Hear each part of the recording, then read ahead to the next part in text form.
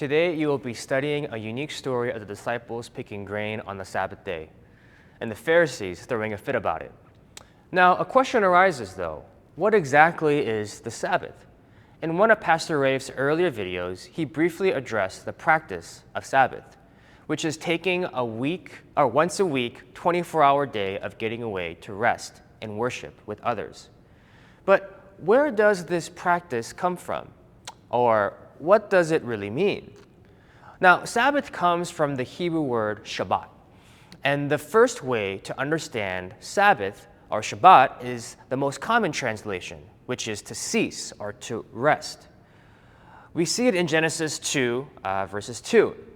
By the seventh day, God had finished the work he had been doing. So on the seventh day, he rested, which is Shabbat, from all his work. We see later on with Israel that the practice of Sabbath applied not just to people's work, but also giving rest for the animals and the earth and allowing them to rest. Thus, Sabbath foremost is to stop and to rest. But it's actually more than that. Notice God's Shabbat or Sabbaths rest before the fall. It happens before the fall, before sin entered the world. Because in verse 3, it continues, then God blessed the Sabbath. A second way we can translate or understand Shabbat is to delight. God not only stops from his work, but he enjoys his work, like a proud artist reviewing his stunning creation. In Dan Adler's book, Sabbath, he says this, the Sabbath is an invitation to enter delight. The Sabbath, when experienced as God intended, is the best day of our lives. Sabbath is the holy time where we feast, play, dance, have sex, sing, pray, laugh, tell stories, read, paint, walk, and watch creation in its fullness." End quote. So Sabbath is to stop and to delight, which if you look at the Israelites' scheduled feasts and festivals, they followed this rhythm of Sabbath in that as well. A third way to understand Sabbath is that it is holy. Verse 3 of Genesis chapter 2 finishes, and God made it holy because on it he rested from all the work of creating that he had done. This is repeated when God gives the 10 commandments to Israel in Deuteronomy chapter 5. Observe the Sabbath day by keeping it holy, as the Lord your God has commanded you. In other words, the Sabbath is set apart and dedicated to the Lord. So as much as nice to rest and to delight, there is also a clear command that the Sabbath has always been a day to the Lord, where we worship, give, sacrifice, and honor the one who created all things. That's why Sabbath keeping is one of the spiritual disciplines, or the only one really in the 10 commandments.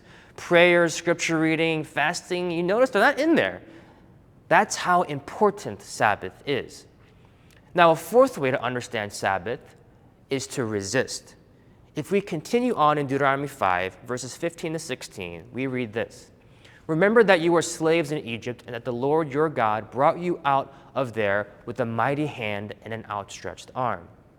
Therefore, the Lord your God has commanded you to observe the Sabbath day. God is reminding the Israelites that when you were slaves, you never rested. The world doesn't rest. It consumes. It takes.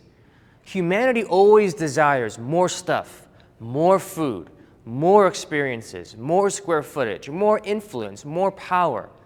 But God established a Sabbath so that the Israel and even the church today can be a people that resist the consumerism and the injustices of our world that takes to have more. So as you can see, the Sabbath meant much more than just taking a 24-hour day of rest. And as Christians living on the other side of the resurrection, the practice of Sabbath still applies to us today. But the beauty of Scripture is that there is a Sabbath rest that isn't just temporal, but also points to one that is spiritual and eternal. In Hebrews 4, verse 9, we read, "There remains a Sabbath rest for the people of God. For whoever has entered God's rest has also rested from his works as God did from his. Let us therefore strive to enter that rest so that no one may fall by the same sort of disobedience." In Hebrews, entering God's rest is associated with the freedom from sin and the troubles of this life. Sabbath, the eternal Sabbath, is when we will fully cease from the endless work and concerns of the world, where we will fully delight in the presence of Jesus and his kingdom. We will fully be wholly free from sin and death, and we will fully enter his Sabbath rest forever. Though Sabbath marks God's people today, it also points to a magnificent eternity with God.